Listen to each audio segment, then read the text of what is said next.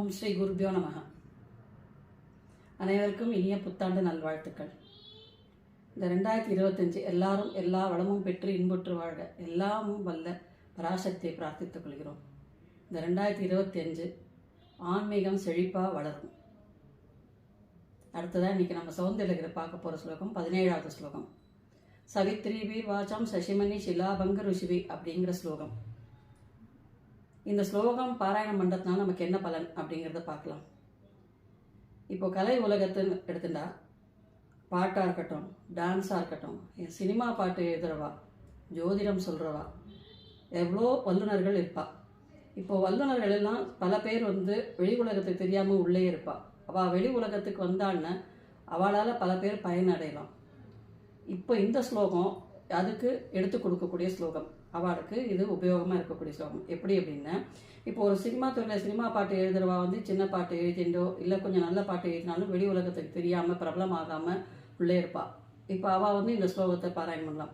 இப்போ ஜோதிடம் சொல்கிறவாக்கு 2ஆம் இடம் 3ஆம் இடம் நல்லபடியாக இருக்கணும் ஜாதகத்தில். அதாவது வாக்கு திறமை, வாக்கு வன்மை, தான் சொல்கிறது பலிக்கணும். அதுக்கு உண்டான ஸ்லோகம் தான் இந்த ஸ்லோகம். இதை எடுத்து அவள் பாராயணம் பண்ணும்போது அவள் சொல்லக்கூடிய வாக்கு பலிதமாகும். இப்போது பாட்டு பாடுறா, நல்லா பாடுற குழந்தை எல்லாம் இருப்பாள். இப்போ அவள் ஒரு சபாவில் போய் பாடும்போது வெளியில் உலகத்துக்கு ரொம்ப பிரபலமாக வரமாட்டாள், கொஞ்சம் உள்ளேயே இருப்பாள். ஆனால் அவள்கிட்ட திறமை அவ்வளோ இருக்கும், அபாரமாக இருக்கும். இப்போ அவெல்லாம் வெளியில் தெரியலாம் அப்படிங்கிற தெரியக்கூடியதுக்கு உண்டான வாய்ப்பை ஏற்படுத்தி கொடுக்கறது தான் இந்த ஸ்லோகம்.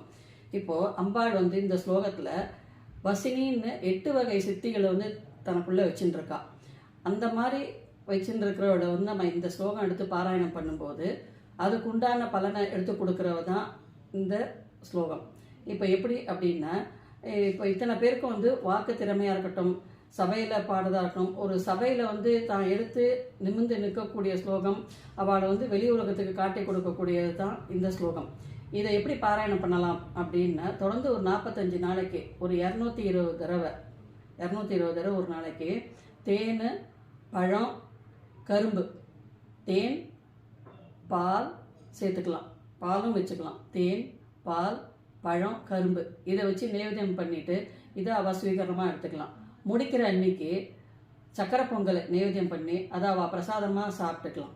இந்த மாதிரி பண்ணும்போது இவ உள்ளேயே இருக்கிற வல்லுநர்கள்லாம் வெளி உலகத்துக்கு தெரிஞ்சு பிரபலமாகக்கூடிய திறமையை ஏற்படுத்தி கொடுக்கறது தான் இந்த 17வது ஸ்லோகம்.